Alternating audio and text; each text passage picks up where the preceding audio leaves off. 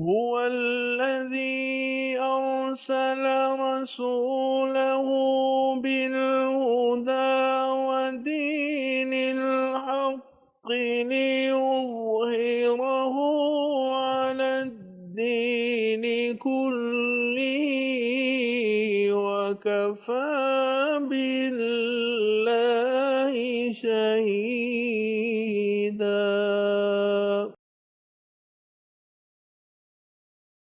نحمدہ ونصلی علی رسولہ الکریم، اما بعد فاعوذ باللہ من الشیطان الرجیم، بسم اللہ الرحمن الرحیم۔ قال اللہ تبارک و تعالی: بلی من اسلم وجہہ للہ وہو محسن فلہ اجرہ عند ربہ ولا خوف علیہم ولا هم یحزنون۔ وقال النبی صلی اللہ علیہ وسلم: کانت بنو اسرائیل تسوسهم الانبیاء کلما ہلک نبی خلفہ نبی آخر الا لا نبی بعدی سیکون خلفاء فیکثرون۔ وقال النبی صلی اللہ علیہ وسلم: لا تزال طائفة من امتی قائمین علی الحق لا یضرهم من خالفهم۔ صدق اللہ مولانا العظیم وصدق رسولہ النبی الکریم۔ معزز دوستو، دین اسلام انسانیت کی ترقی کی راہیں کھولتا ہے۔ انسانیت کو دنیا اور آخرت میں کامیاب بنانے کے لیے دین اسلام نے ایک ایسا پروگرام جو پوری انسانیت کے فائدے اور نفع کا ہے مرتب اور مدون کیا ہے۔ سچی جماعت وہی ہے جو دل و جان کے ساتھ اللہ سے سچا تعلق قائم کرتی ہے، اس کی فرما بردار بنتی ہے، اور پھر اس کے ساتھ اپنے تعلق سے انسانیت کے لیے خدمت کے امور سر انجام دینے، انسانیت کو کامیاب بنانے کے لیے کردار ادا کرتی ہے۔ مذاہب جتنے بھی آئے ہیں ان کا بنیادی مقصد انسانوں کو اللہ سے جوڑنا اور انسانیت کے لیے دنیا اور آخرت کی کامیابی کی راہ ہموار کرنا ہے۔ مذہب کی تعلیم انسانیت کی ترقی کا ذریعہ بنتی ہے، لیکن جب یہی مذہب انسانیت کی ترقی کے بجائے افتراق و انتشار کی حالت میں آ جائے تو یہی قوموں کی تباہی اور بربادی کا سبب بھی بنتا ہے۔ تمام مذاہب کے آفاقی اصول دراصل اللہ سے سچا تعلق قائم کرنے کی دعوت دیتے ہیں، اور اللہ کے تعلق سے انسانوں کے لیے خوب سے خوب تر، بہتر سے بہتر تر نظام بنانے کے لیے جد و جہد کا راستہ متعین کرتے ہیں۔ اس لیے انبیاء علیہم السلام کی تعلیمات آفاقی ہوتی ہیں، گروہیت پر مبنی نہیں، افتراق و انتشار کے تناظر میں بیان نہیں کی جاتی۔ تمام انبیاء کی تعلیمات کے بنیادی اساسی اصول ایک ہی ہوتے ہیں۔ قرآن حکیم نے اس کی حقیقت واضح کی ہے۔ قرآن حکیم نے کہا ہے: شرع لکم من الدین ما وصی بہ نوحا، ہم نے تمہارے لیے وہی شریعت اور دین کی تعلیمات بیان کی ہیں جن کا حکم ہم نے نوح علیہ السلام کو دیا تھا، ابراہیم علیہ السلام کو دیا تھا، آنے والے تمام انبیاء علیہم السلام، داؤد، سلیمان، عیسیٰ، ایوب، یونس، موسیٰ، ان تمام انبیاء کا تذکرہ قرآن حکیم نے کیا ہے۔ ان تمام کو ہم نے ایک ہی تعلیم دی تھی۔ تو تمام مذاہب کی بنیادی تعلیمات ایک ہی ہیں، اور وہ خدا پرستی اور انسان دوستی کے تناظر میں ہے کہ ایک انسان اچھا انسان بنے، اپنے خالق و مالک کی معرفت حاصل کرے، اور انسانیت کی خدمت کے لیے اپنے آپ کو تیار کرے، اس کے کام آئے۔ افتراق و انتشار تب پیدا ہوتا ہے کہ جب ان آفاقی تعلیمات کو ایک مخصوص ذہن، مخصوص دائرے اور ایک محدود دائرے کے اندر بند کر دیا جاتا ہے۔ ایک بات اصولی طور پر سمجھ لینی چاہیے کہ ہر آفاقی اصول، ہر فکر جب عمل میں لایا جاتا ہے تو یقیناً اس کے لیے کچھ محدودیتیں ہوتی ہیں۔ بغیر محدودیت کے اور بغیر زمینی حقائق کے کوئی بھی آفاقی قانون اور ضابطہ عمل میں نہیں آ سکتا۔ لیکن یہ محدودیتیں کس دائرے سے تعلق رکھتی ہیں، یہ بنیادی سوال ہے۔ انبیاء علیہم السلام کے جو عملی نظام یا انبیاء کے بعد ان کے جو سچے نائبین، مجددین آتے ہیں، وہ دراصل اس بات کا لحاظ رکھتے ہیں کہ جو معروضیت پیش نظر رکھی گئی ہے اس کے مقاصد و اہداف بھی وہی ہونے چاہیے جو ان اصولوں کے ہیں، یعنی انسان دوستی اور اللہ سے سچا تعلق قائم کرنے کے تناظر میں ہو۔ عملی امور بھی ہر دور کی انسانیت کے معروضی تقاضوں کے مطابق وجود میں آنے چاہیے۔ لیکن جب یہ محدودیتیں اس کی عملی طور طریقے اس کا آفاقی اصولوں سے ہٹ کر، انسانیت کے عالمگیر تقاضوں سے ہٹ کر انفرادی خواہشات، ذاتی اور گروہی اور طبقاتی مفادات کے مطابق ان کا عملی نظام بنایا جاتا ہے تو یہیں سے خرابی شروع ہوتی ہے۔ اب یہی آفاقی تعلیم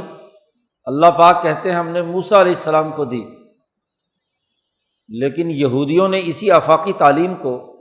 ایک مخصوص دائرے اور چوکھٹے میں فٹ کر لیا۔ یہی آفاقی تعلیم عیسیٰ علیہ السلام کو دی، تو جب تک سچے حواریین عیسیٰ علیہ السلام کے برقرار رہے وہ آفاقی تعلیم برقرار رہی۔ لیکن جیسے ہی حکومتوں کے مفادات، طبقاتی مفادات مذہب کے ساتھ وابستہ ہو گئے تو بتدریج وہ ایسے عملی نظام کے اندر ڈھل گیا کہ جو ایک فرقے کی، ایک مخصوص ذہنیت کی یا مخصوص طبقے کے مفادات کا نگہبان تھا۔ ہمارے سامنے تاریخ موجود ہے کہ ابراہیمی تحریک جس کی تعلیمات ابراہیم علیہ السلام سے لے کر یوسف علیہ السلام تک تمام انبیاء نے دی تھی، اب ان یوسفی تعلیمات پر یوسفی نظریے سے ہٹ کر یوسف کے بڑے بھائی یہودا کے نظریے پر اسے مرتب کر دیا گیا۔ وہ یہودا جو یہودیت یا انفرادیت کا نمائندہ تھا، جس کا عملی مظاہرہ خود یوسف کے کنویں میں گرفتار ہونے اور یوسف علیہ السلام کو جلا وطن کرنے، غلام بنوانے میں جس کا کردار کہ اپنے ذاتی مفاد کے نام پر یوسف علیہ السلام کے خلاف جو کارروائی کرنے والا ہے وہ یوسف کے مذہب کا وارث بن گیا۔ یعنی نااہل لوگ جو انسانیت دشمنی کا کردار ادا کرنے والے تھے وہ ابراہیمی دین اور موسوی دین کا سب سے بڑا نمائندہ قرار پایا، اور اس کے نام سے وہ پورا کا پورا مذہب نام ہی بدل دیا۔ یہودیت یہودا کے عنوان سے، اس کے نام سے پورا ایک سسٹم وجود میں آ گیا، مفاد پرستی کا، لوٹ مار کا، جس کی تفصیلات قرآن حکیم نے سورۃ بقرہ میں بیان کی ہیں کہ ان کے رویے کیا تھے۔ حق کو باطل سے ملانا، تورات کی آیت بیچ کر مفادات اٹھانا، اپنے مفادات اور مقاصد کے لیے مذہب کا استعمال کرنا، انسانیت کو قتل کرنا، انسانیت کے لیے معاشی تباہی اتارنا، یہ وہ رویے تھے جو مذہب کے عنوان سے اختیار کیے گئے۔ اسی طرح عیسیٰ علیہ السلام جن کی عظیم ترین جد و جہد ان آفاقی اصولوں کے مطابق اللہ سے جوڑنے، سچائی کی دعوت دینے اور یہودیوں کی سرمایہ پرستی ختم کرنے، اس سے انہیں ہٹانے کے لیے پوری جدوجہد اور کوشش تھی۔ جن لوگوں کے خلاف عیسیٰ علیہ السلام کی جدوجہد تھی، ایک وقت آتا ہے کہ وہی لوگ 200، 250، 300 سال کے بعد اس عیسائیت کے نمائندہ بن گئے۔ پاپائیت کا وہ نظام قائم ہو گیا جہاں مذہب ظالم حکمران اور جاگیرداروں کی حمایت کا نمائندہ قرار پایا۔ جن عیسیٰ علیہ السلام کی تعلیمات نے سود کے خاتمے، ظلم سے روکنے، انسانیت کے لیے ہمدردی اور خیرخواہی کی تعلیمات دی تھیں، ان کے ماننے والے اسی سود خوری کو اسی عیسائی مذہب کے تناظر میں جائز قرار دے رہے ہیں، وہی انسانیت کے لیے ظلم کے پہاڑ توڑ رہے ہیں، وہی حکومتی طاقت کے ذریعے سے یورپ کے طاقتور جاگیرداروں اور ان کے لیے اعلی کار کے طور پر کردار ادا کر رہے ہیں۔ تو آفاقی تعلیم کو جب ذاتی، گروہی اور طبقاتی مفادات کے ساتھ وابستہ کر کے مذہب کی تشریح کی جاتی ہے تو وہی مذہب تمناؤں اور آرزوؤں کا مرکز بن جاتا ہے، اصل تعلیمات غائب ہو جاتی ہیں۔ یہ آیت جو خطبے میں تلاوت کی ہے، اس کا سیاق و سباق یہی ہے کہ اس سے پہلے اللہ پاک نے فرمایا کہ یہود اور نصارہ وہ یہ کہتے ہیں لن يدخل الجنۃ الا من کان ہودا او نصارا، جنت میں صرف وہ داخل ہوگا کہ جو یہودی ہو، یہودیت کے جو رسمی اعمال، ان کے مذہب کی جو سرمایہ پرستی کی تشریح ہے، جو اسے قبول کرے گا وہ جنت میں داخل ہوگا۔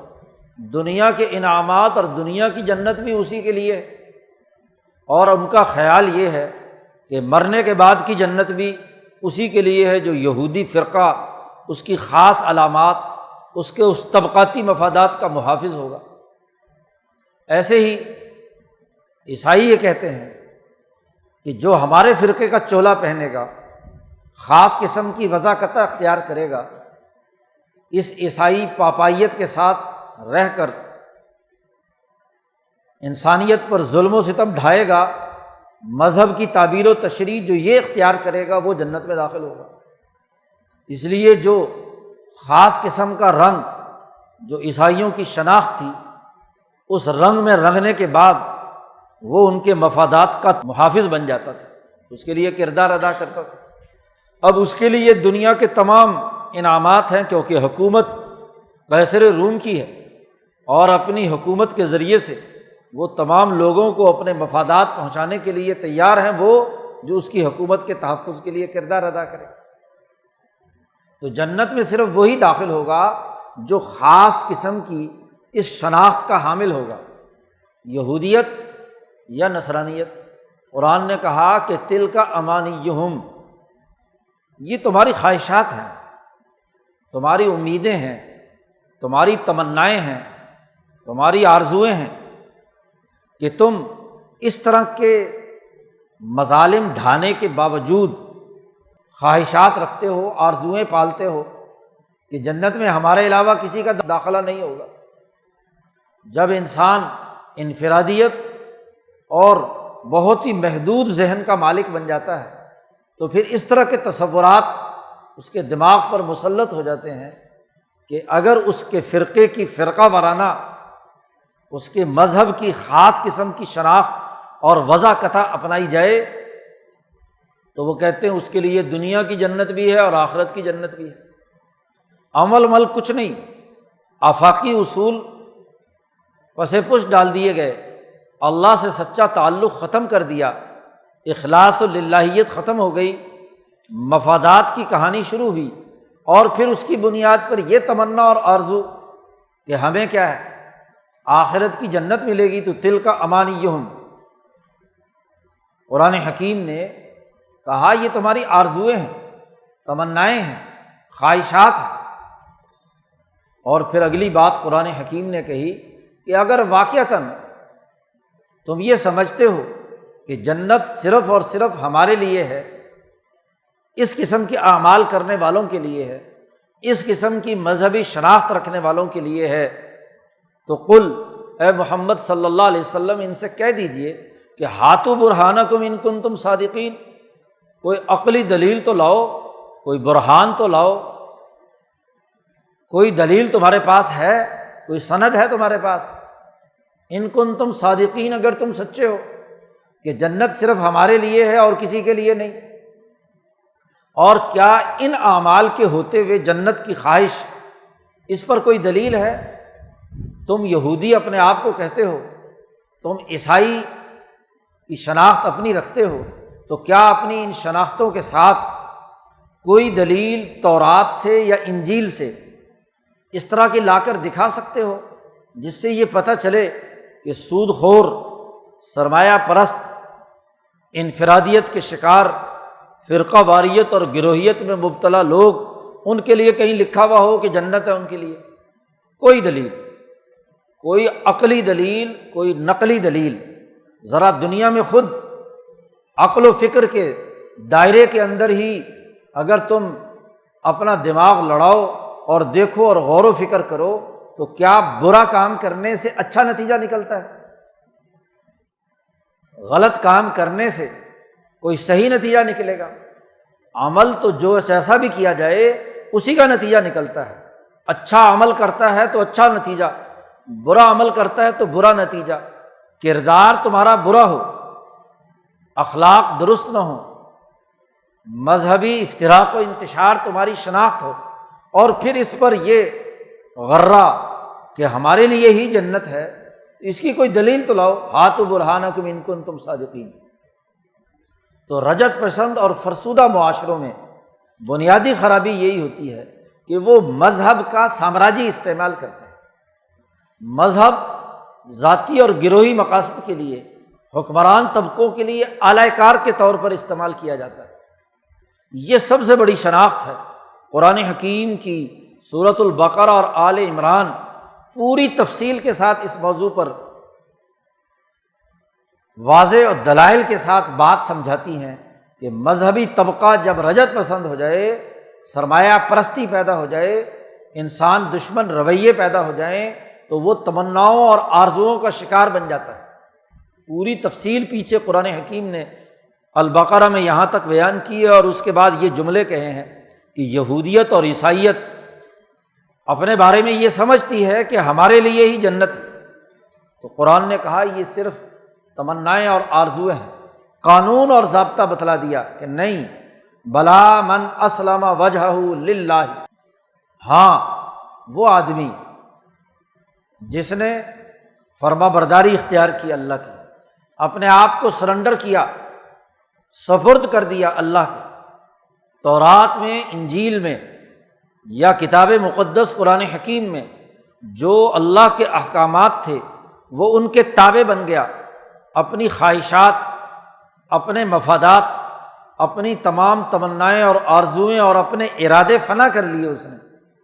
اور صرف اللہ کے احکامات کے تابع بنا۔ اللہ کا ڈر اس پر غالب ہے۔ کائنات میں اس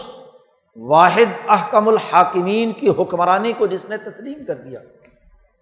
اور جب اللہ کو حاکم مان لیا تو اللہ نے اپنے نمائندے نبی، وہ موسیٰ علیہ السلام ہوں، عیسیٰ علیہ السلام ہوں، حضرت محمد مصطفیٰ صلی اللہ علیہ وسلم ہوں، ان کے ذریعے سے جو ہدایات دیں اس کو اگر وہ مانتا ہے تو گویا کہ اللہ کی حکومت کو مانتا ہے، اور اگر اس کو نہیں مانتا تو اس کا مطلب یہ ہے کہ وہ اللہ کی حکمرانی کا انکار کر رہا ہے۔ اس نے اسلم وجہہ للہ نہیں کیا، اللہ کے سامنے سرنڈر نہیں ہوا، اس کے احکامات کے اپنے تابع نہیں بنایا۔ اور پھر یہی شرط نہیں کہ ظاہری طور پر وہ اللہ کے احکامات کے ماننے کا اقرار کرے، بلکہ وَهُوَ مُحْسِنٌ، یہ بھی لازمی ہے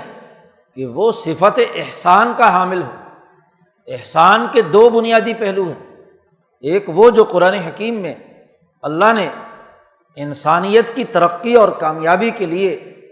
انسانوں کے اوپر ایثار کرنے کے لیے اللہ پاک نے اسے استعمال کیا ہے۔ ان اللہ یأمر بالعدل والاحسان وایتاء ذی القربی، کہ اللہ تمہیں حکم دیتا ہے عدل کا، احسان کا۔ احسان ایثار ہے، کہ آپ اپنی خواہش، اپنے مفاد، اپنے طبقاتی گروہی مفادات کو بالائے طاق رکھ کر، ذاتیات سے اوپر اٹھ کر انسانیت کے حقوق اور ان کے مفادات کو اپنے اوپر ترجیح دیں۔ جو آدمی کھانے میں صرف اپنے آپ کو پیش نظر رکھے، پینے میں اپنے آپ کو سامنے رکھے،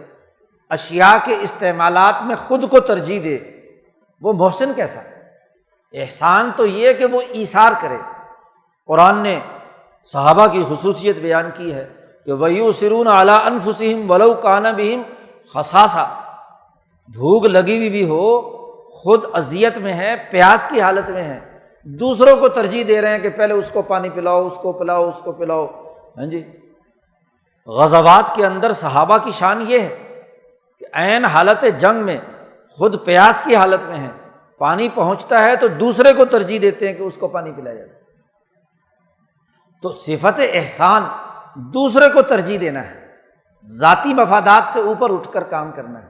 یہ جس میں صفت پائی گئی۔ ظاہری اسلام کا اعلان صرف کافی نہیں، شرط لگائی ہے، من اسلم، جو اسلام لایا، ظاہری اعضاء اس کے اللہ کے سپرد اس نے کیے، اور پھر اس کے بعد وہو محسن، وہ صفت احسان کا مالک بنا، اس نے ایثار کیا۔ ایک تو یہ حالت، اور یہ نتیجہ ہے، ایثار نتیجہ ہے اس صفت احسان کا جس کی تعریف نبی اکرم صلی اللہ علیہ وسلم نے کی کہ ان تعبد اللہ کأنک تراہ۔ جبریل علیہ السلام حضور کے پاس سوال کرنے کے لیے آئے تو حضور سے پوچھا کہ مل احسان، یہ جو قرآن میں آیا ہے وہو محسن، کہ وہ صفت احسان کا حامل ہو، یا اللہ نے دوسری جگہ پر کہا ہے اللہ تعالیٰ محسنین سے محبت کرتا ہے، تو یہ محسن کون ہے؟ صفت احسان کیا ہے؟ تو حضور صلی اللہ علیہ وسلم نے فرمایا کہ احسان یہ ہے کہ تو ایسے عبادت کر، اللہ کے احکامات ایسے پورا کر کہ گویا کہ تو اللہ کو دیکھ رہا ہے۔ جیسے کوئی انسان کسی ریاست میں وہاں کے حکمران کے جاری کیے ہوئے ہر حکم پر اس لیے عمل کرتا ہے کہ حکومت کی CID، حکومت کا پورا نظام میری نگرانی کر رہا ہے، میں جب ڈسپلن توڑوں گا، ٹریفک کا اور کوئی قانون ضابطہ ٹوٹے گا تو کیمرہ ریکارڈ کر رہا ہے، فوراً چالان گھر میں آ جائے گا، تو وہ گاڑی دیکھ بھال کر چلائے گا نا۔ اسے پتہ ہے کہ 1 اور 2 دفعہ جرمانے کے بعد لائسنس منسوخ ہو جائے گا، تو وہ کیوں ڈسپلن توڑے گا؟ جی اسی طریقے سے جو آدمی اس بات کا مشاہدہ کرے کہ اللہ دیکھ رہا ہے، اور نہیں تو یہ جو 2 فرشتے منکر نکیر بیٹھے ہوئے ہیں یہ تو ہماری نگرانی کر رہے ہیں، یہ تو ہماری آڈیو ویڈیو بنا رہے ہیں،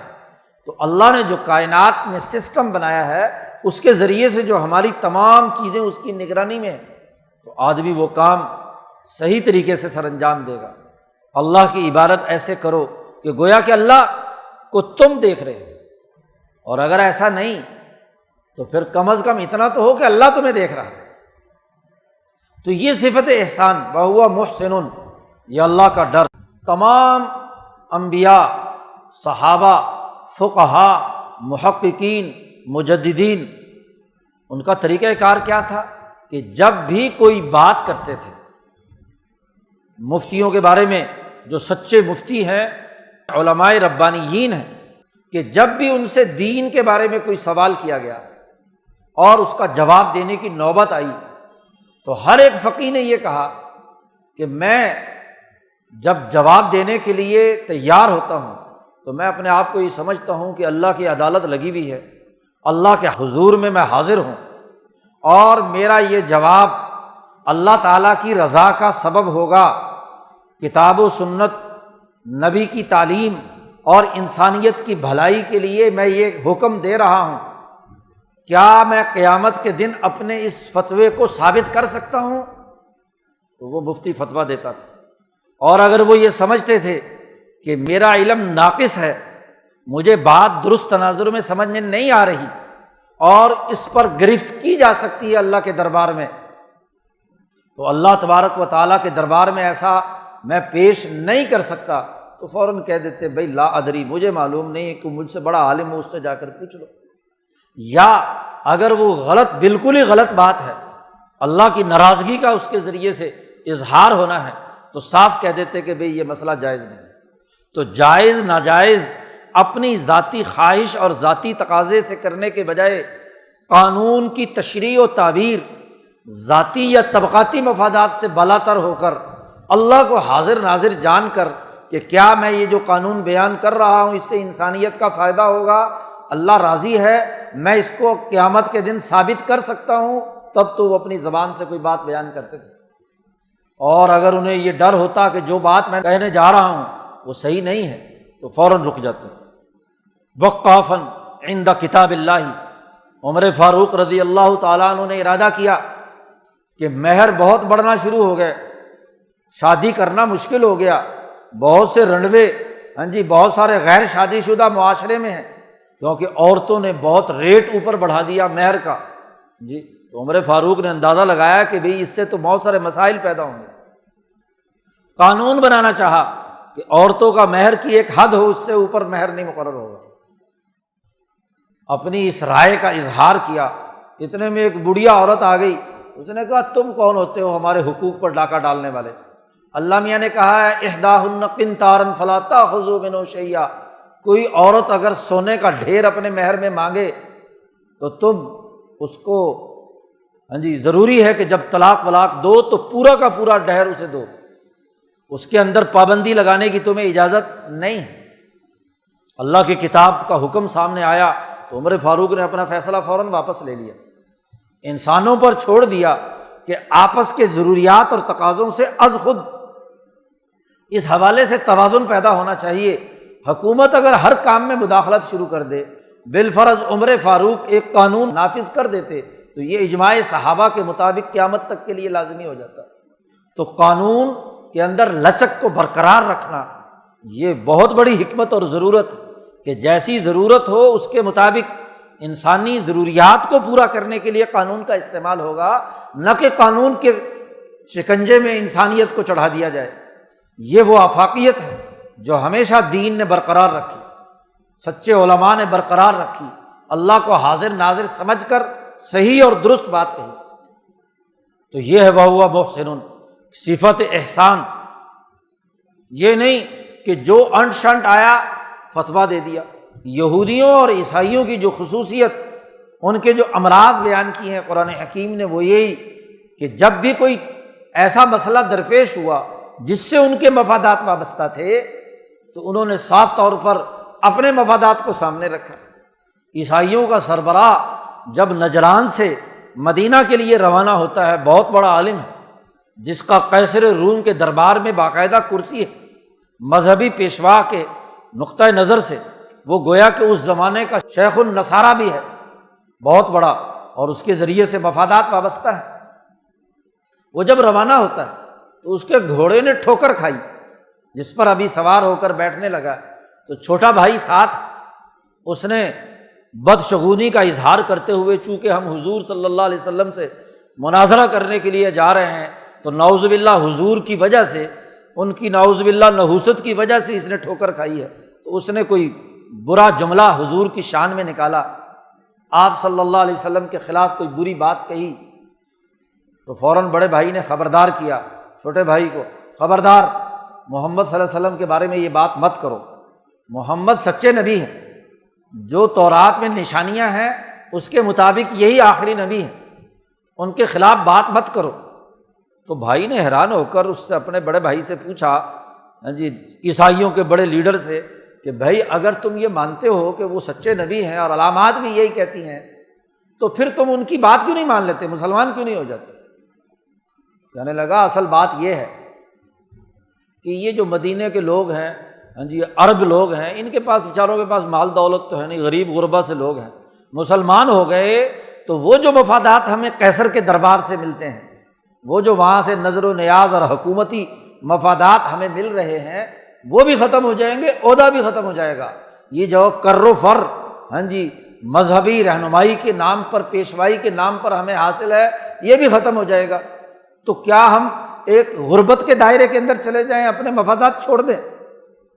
یعنی حق معلوم ہو گیا، لیکن اس کے باوجود بھی وہ اپنے مفادات کو قربان کرنے کے لیے تیار نہیں۔ تو قرآن حکیم نے کہا کہ یہ تمام تر کردار ادا کرنے کے باوجود بھی یہ تمنا رکھنا کہ صرف جنت میں ہم ہی داخل ہوں گے، تمام مفادات بھی اٹھائیں، ظالم حکومتوں کا ساتھ بھی دیں، ان کے لیے اعلی کاری کا کردار بھی ادا کریں، اور پھر یہ سمجھیں کہ ہمارے لیے جنت ہے اور کسی کے لیے نہیں، تو تلک امانیہم، یہ خواہشات ہیں۔ بات اصل میں یہ ہے، بلا من اسلم وجہہ للہ، وہ جس نے اپنے جسم کو سپرد کر دیا، اپنے اعضاء اور اعمال کو اللہ کے سامنے حاضر ناظر بنایا، وہو محسن، اور وہ صفت احسان کا حامل ہوا، اس کے لیے ہے۔ فلہ اجرہ، اس کا اجر اللہ کے ہاں ہے، اور وہ اجر اللہ کیسے اور کس درجے میں دے گا؟ وہ عمل کے مطابق ہوگا، جیسا عمل ہوگا ویسا نتیجہ ہوگا۔ قانون اور ضابطہ بیان کر دیا۔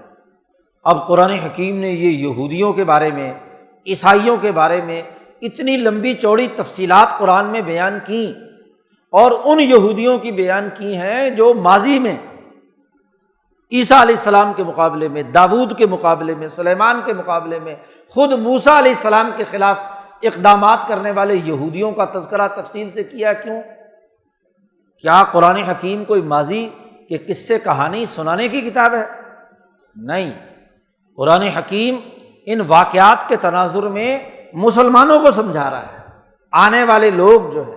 جو اسلام کے دعوے دار ہوں گے، کہ ان کا کردار کیا ہونا چاہیے۔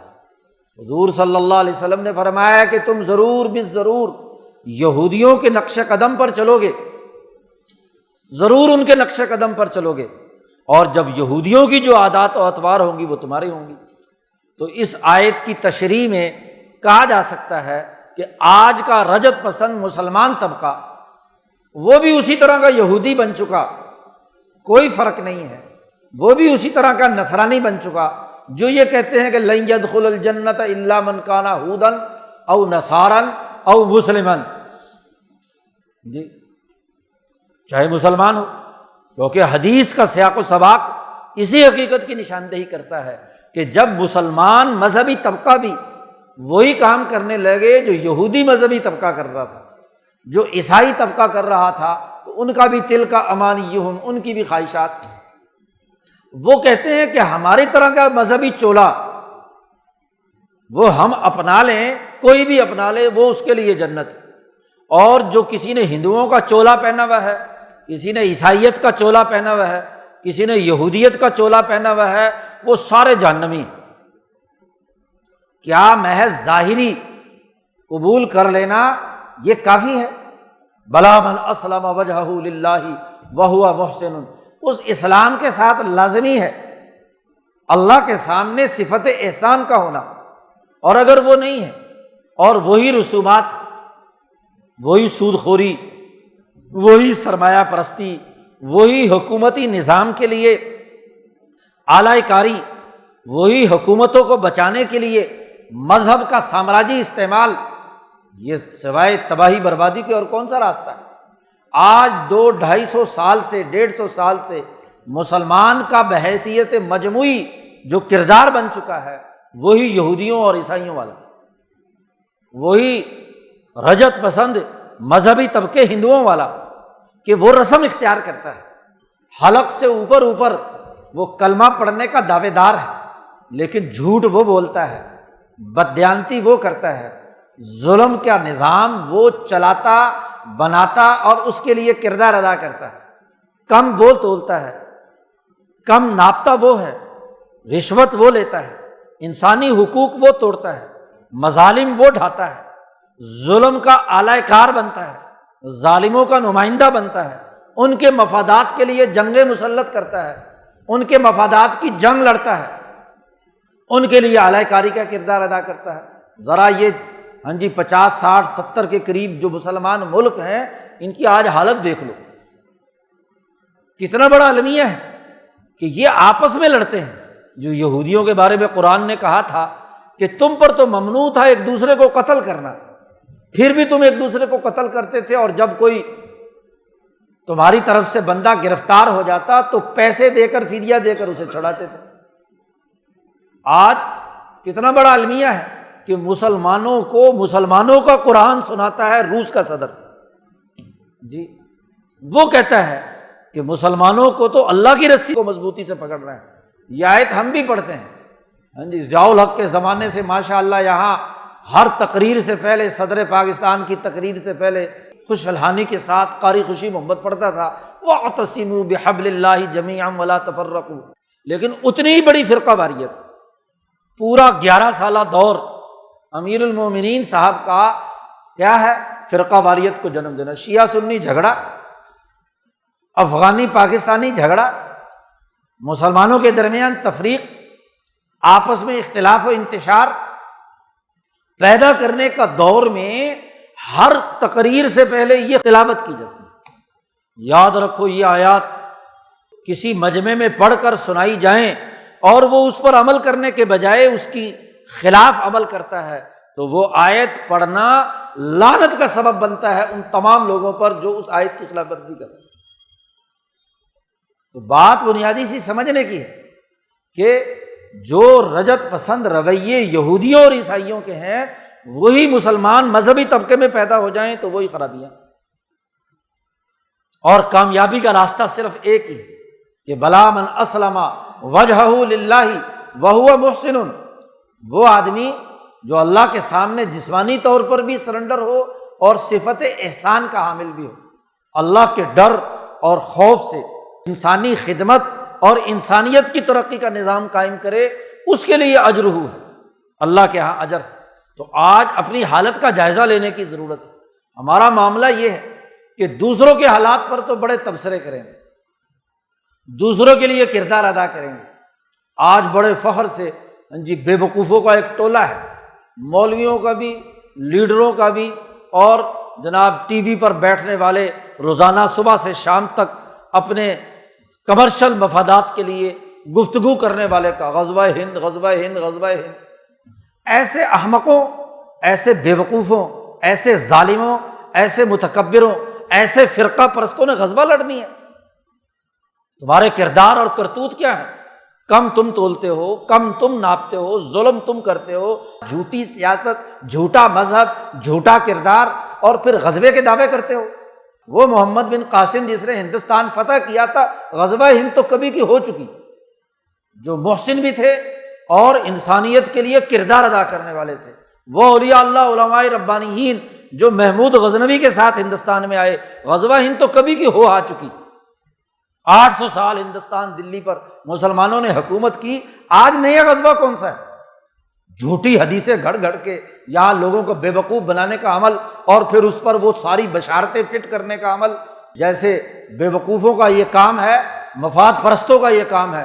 تو اس طرح کے فضول اور لغو کام کرنا کہ جی بس جنت ہمارے لیے ہے، یہ جنت صرف کنٹرول لائن سے اسی طرف ہے۔ 34 کروڑ مسلمان جو ہندوستان میں رہتا ہے اس کے لیے جنت نہیں ہے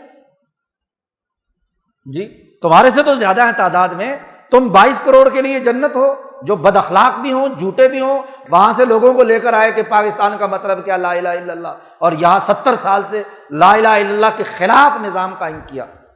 ظلم کا نظام قائم کیا۔ تمہاری حیثیت کیا ہے؟ ظالم، متکبر، دین کی توہین اور مذاق اڑانے والے، وہ کسی ہندوستان سے لڑنے کے قابل ہیں؟ کیا صلاحیت اور استعداد ہے تمہاری؟ اللہ اور اس کے رسول کی آیات کے خلاف تمہاری اسمبلیوں نے، تمہارے مارشل لاؤں کے زمانے میں آئینی اور قانونی دفعات موجود ہیں جو قرآن کی نصوص قطعیہ کے سرے سے خلاف ہے۔ طلاق کا قانون قرآن کے مقابلے پر ہے، وراثت کا قانون قرآن کے علی الرغم ہے، سود کی پورا کا پورا نظام قرآن کی تعلیمات سے علی الرغم ہے، پھر دعویٰ ہے کہ ہم غزوہ کریں گے۔ یہ منہ اور اس طرح کے مقابلے کی باتیں، وہ لوگ جنہوں نے یہ کام کیا تھا وہ مخلص تھے، محسن تھے، ان کے صفت احسان کا تقاضا یہ تھا کہ مکران کے ساحل سے بلوچستان سے داخل ہوئے، غزنی سے ہندوستان لاہور میں داخل ہوئے تو بنگال تک پہنچے۔ پورے بر عظیم پاک و ہند میں یہ بنگال کی اکثریت ہندوستان کراس کیے بغیر ہی مسلمانوں کی ہو گئی، یہ مالدیپ وغیرہ کے اندر مسلمانوں کی اکثریت ویسے ہی ہوگی، یہ 30-40 کروڑ مسلمان ہندوستان کے اندر ان تمام مخلصین کی تعلیمات کے بغیر ہو گیا۔ غضب خدا کا کہ لعنت جہاں پڑنی چاہیے وہ غزوے کے ٹھیکیدار بن رہے ہیں۔ بھائی دنیا کی کوئی جنگ لڑنی ہے تو اپنے مفادات کی جنگ لڑو، اپنے مفادات کے لیے کوئی کردار ادا کرنا ہے تو اس کے لیے کسی کو بھیڑ چڑھاؤ۔ پہلے مذہب کے نام پر افغانستان لڑایا، وہاں کون سے غزوے کا حکم دیا گیا تھا؟ یہاں جتنے بھی حکمران طبقے ہیں، جتنے مولوی، جتنے پیر، جتنے لیڈر، جتنے جرنیل، جتنے ججز، جتنے سیاستدان ہیں، ذرا 40 سال پہلے ان کی حالت دیکھو اور آج دیکھو، وہ ذرا اپنی منی ٹریل تو ثابت کریں کہ ان کے پاس یہ دولت کہاں سے آئی، کون سی جدی پشتی وراثت ان کے پاس تھی، کون سا ان کے پاس محنت مزدوری تھی جس کے نتیجے میں یہ اربوں ڈالروں میں کھیل رہے ہیں۔ احتساب کے نام پر تماشا لگا رکھا ہے۔ احتساب اسے کہتے ہیں، احتساب تو بے لاگ ہوتا ہے، یہاں اوپر سے لے کر نیچے تک ہر پارٹی، مذہبی ہو یا غیر مذہبی، ججز ہوں، جرنیل ہوں، یہ صحافی جو 25-25 لاکھ کے ایک گھنٹے کی تنخواہیں وصول کرتے ہیں، ذرا ان کی منی ٹریل بھی تو تلاش کرو۔ سینکڑوں پر چلنے والے آج کروڑوں اور اربوں میں کھیل رہے ہیں، یہ کہاں سے آیا؟ کون سے قانون اور ضابطے کے تحت آیا؟ تمام فقہاء نے لکھا ہے کہ کسی محنت کا وہ معاوضہ، کسی کاروبار کا وہ نفع جو غبن فاحش ہو، وہ ناجائز اور حرام ہے، محنت کے بقدر ہوتا ہے۔ وہی صحافی بیچارہ جو ساری جگہ سے رپورٹیں اکٹھی کر کے لے کے آتا ہے، اس کو 20,000 تنخواہ، اور اینکر پرسن 25 لاکھ روپے وصول کر لیتا ہے، کس چیز کی؟ کس قانون کے تحت؟ دنیا کا کون سا قانون اور ضابطہ ہے کہ یہ طبقاتی محنت کا نظام بنایا جائے، محنت کش کے حقوق پر ڈاکہ ڈالا جائے اور سرمایہ پرستوں کے مفادات کے لیے کردار ادا کیا جائے؟ وہ پیر اور گدی نشین جو 2-4 پھونکے مارتا ہے، تعویذ گنڈے دیتا ہے اور اس کی بنیاد پر لاکھوں میں کھیلتا ہے، کس بنیاد پر؟ کیا محنت کی ہے اس نے؟ کیا انسانیت کے لیے خدمات سر انجام دی ہیں؟ کل ایک ملازم پکڑا کراچی میں، ایک بلدیہ کا ملازم ہے، اور اربوں اور کروڑوں اور خربوں کی پتہ نہیں کیا جائیدادیں اور عیاشی کے سامان اس کے مکان سے نکلے، کس کس کا رونا رو۔ اور پھر ڈٹائی اتنی ہے کہ باوجود جرائم کے آج بڑے بڑے بیرسٹر کھڑے ہو کر ٹی وی چینلوں پر صفائیاں دے رہے ہیں کہ جی دیکھو جی اتنا بڑا الزام لگا دیا، کتنی بڑی مقدس شخصیت سید صاحب سے گرفتار کر کے جیل میں ڈال دیا، اور ڈالنے والے بھی مذاق بنا رکھا ہے، پکڑ پکڑ کر جیلوں میں ڈال رہے ہیں۔ جو احتساب ہے اس کے مطابق ان سے وصولی کا نظام کیا ہے؟ جیلوں میں ان کے لیے پروٹوکول، ان کے لیے کھانے پینے کا بندوبست ہے۔ یہ جتنی بھی گدے کھا رہی ہیں اس ملک کو، یہ غزوہ ہند لڑیں گی، یہ کوئی کردار ادا کریں گے جی؟ وہی آج اس حکومت میں بیٹھے ہوئے ہیں، کل تک پچھلی حکومت میں تھے، پرسوں تک اس سے پچھلی حکومت کے اندر اعلی کاری اور ایجنٹی کا کردار ادا کر رہے ہیں۔ تو مفادات کی بنیاد پر جب بھی کسی مذہب کی شناخت ہوگی، اس کا حقیقی مذہب سے کوئی تعلق نہیں۔ آج بڑے فخر سے مولوی صاحبان، مولانا صاحبان سیکولرزم کے مقابلے میں ہم مذہب کے نمائندے میدان میں ہیں، ہم سیکولرزم نافذ نہیں ہونے دیں گے، ہم یہودیت نافذ نہیں ہونے دیں گے، ہم قادیانیت نافذ نہیں ہونے دیں گے۔ تم یہودیت کا مقابلہ کرو گے؟ اگر یہودی جو انبیاء کی اولاد ہیں ان کو بخت و نصر کا غلام بنایا جا سکتا ہے، اگر یہودی بنی اسرائیلی جو اسرائیل علیہ السلام، یعقوب علیہ السلام کی اولاد ہیں، ان کو جالوت کا غلام بنایا جا سکتا ہے، تو تمہیں یورپ کا غلام نہیں بنایا جا سکتا، تمہیں سیکولر لوگوں کا غلام نہیں بنایا جا سکتا۔ تو غلامی کے زمانے میں توبہ کی ضرورت ہوتی ہے، نہ کہ غلام ہو، پس ذہنیت کا حامل ہو، یہودی اور عیسائی خصلتیں رکھتا ہو اور دعوے بڑھ بڑھ کر یہ کرے کہ ہم نے اسلام کے نام پر کام کرنا ہے، ہم مذہب کے محافظ ہیں۔ مذہب کا کوئی عمل دخل نہیں، سامراجی مقاصد کے لیے یاد رکھو، جو آدمی مذہب کو اپنی سیاست، اپنی تحریکات،